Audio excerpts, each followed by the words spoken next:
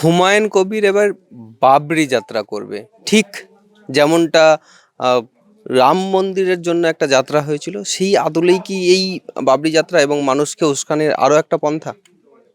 হুমায়ুন কবির এর আগে বিজেপি যাত্রাও করেছিলেন। আসলে এইসব যাত্রাপালা, নাটক, থিয়েটার এসব করে আর কিছু হচ্ছে না।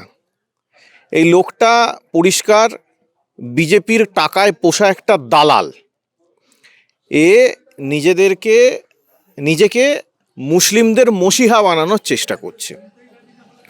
কিন্তু মুশকিল হচ্ছে যে ও মুসলিমদেরকে বোকা বানানোর চেষ্টা করছে, কিন্তু মুসলিমরা অতটা বোকা নয়। যে লোকটা যারা বাবরি মসজিদ ধ্বংস করেছিল তাদের হয়ে ভোটে দাঁড়িয়েছে, সেই লোকটা আজকে ন্যাকামো করে বাবরি মসজিদ তৈরি করবে বলছে। তাও কখন? এতদিন তো মন্ত্রী ছিল, বিধায়ক ছিল, এতদিন তার কোনো হুঁশ ছিল না। হঠাৎ ঠিক ইলেকশনটার আগে ও দল ছেড়ে দিয়ে এখন বাবরি মসজিদ তৈরি করার নাটক মারছে। তো যদি তার করারই ইচ্ছে থাকতো, তাহলে বাবরি মসজিদ হোক, হুমায়ুন মসজিদ হোক, আকবর মসজিদ হোক, যাই হোক, সে তো এর আগেই করতে পারতো। সেটা না করে ঠিক নির্বাচনের আগে করছে কেন? এই মুহূর্তে যেখানে ভারতীয় মুসলিম, বিশেষ করে বাঙালি মুসলিমরা শুধু বাংলা বলার অপরাধে, আজকে অপরাধী বলতে হচ্ছে, বাংলা বলার জন্য তাদেরকে বাংলার বাইরে মার খেতে হচ্ছে। ভারতীয় মুসলিমরা ভারতবর্ষের নাগরিক থাকতে পারবে কিনা সেইটা নিয়ে প্রশ্নচিহ্ন দেখা দিচ্ছে। তাহলে আপনাকে আমি সরাসরি প্রশ্ন করছি যে মুসলমানদের কাছে এই মুহূর্তে কোনটা বড় ইস্যু? তাদের প্রাণ বাঁচানো, তাদের নাগরিকত্ব বাঁচানো, তাদের ভারতীয়ত্ব বাঁচানো, নাকি মসজিদ তৈরি করা? আপনি দেখেছেন হুমায়ুন কবিরকে একটা বারের জন্য এই এসআইআর নিয়ে কোনো কথা বলতে? আপনি দেখেছেন হুমায়ুন কবিরকে বাইরে যে পরিযায়ী মুসলিম শ্রমিকেরা মার খাচ্ছে বাংলা বলার জন্য, বাংলার বাইরে গিয়ে তাদের হয়ে কোনো রকম কোনো কথা বলতে? ও আজকে ঠিক নির্বাচনের আগে বাজার গরম করার জন্য ও এসেছে বাবরি মসজিদের গল্প শোনাতে।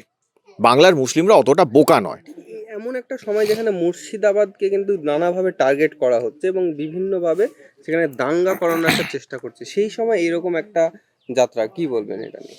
না, এটা তো একদম ঠিকই যে ও তো এই যাত্রার করছে। এই যাত্রাটা করার কারণটা হচ্ছে ও দাঙ্গার ইন্ধন জোগানোর চেষ্টা করছে।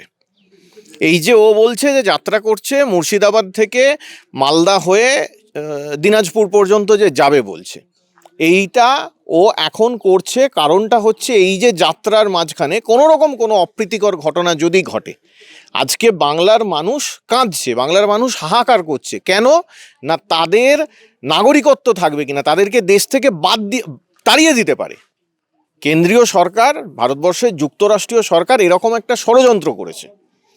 টার্গেটটা সব থেকে বেশি করা হচ্ছে মুসলিমদেরকে।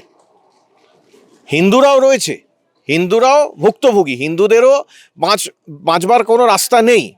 কিন্তু প্রাথমিক টার্গেট বিজেপি বা আরএসএস মাত্রই তাদের প্রাথমিক টার্গেটটা অবশ্যই মুসলিম হবে। মুসলিমদেরকে তারা ভারতবর্ষ থেকে তাড়িয়ে দেওয়ার চেষ্টা করছে, তাড়িয়ে দিয়ে ওরা ভারতবর্ষে হিন্দু রাষ্ট্র স্থাপন করবে বলছে। এই জিনিসটা এই রকম একটা সময়তে ওই যে যাত্রা করবে বলছে, মানুষ যখন হাহাকার করছে, মানুষ যখন উত্তেজিত, বাঁচবার রাস্তা খুঁজে পাচ্ছে না, সেই সময় আর কদিন পরে আমাদের এই এসআইআর এর পর ফাইনাল ভোটার লিস্ট বেরোবে। কতজন আমরা আমাদের নাম কাটা পড়বে সেটা আমরা জানি না, রাতের ঘুম চলে যাচ্ছে। উনি বাবু চলেছেন এখন বাবরি মসজিদ বানানোর জন্য। উনি নিজেকে মুসলিমদের মসিহা বানানোর চেষ্টা করছেন। আসল ব্যাপারটা হচ্ছে ওনার টার্গেট বাংলা থেকে কিছু মুসলিম ভোটকে ডিভিয়েট করা। বিজেপি বিরোধী মুসলিমরা তো বেঁচে থাকতে বিজেপিকে ভোট দেবে না। যদি দিত তাহলে উনি যখন বিজেপির ক্যান্ডিডেট হয়েছিলেন তখন মুসলিমরা ওকে ভোট দিত। জিততে পারেননি কেন? হেরে গিয়েছিলেন।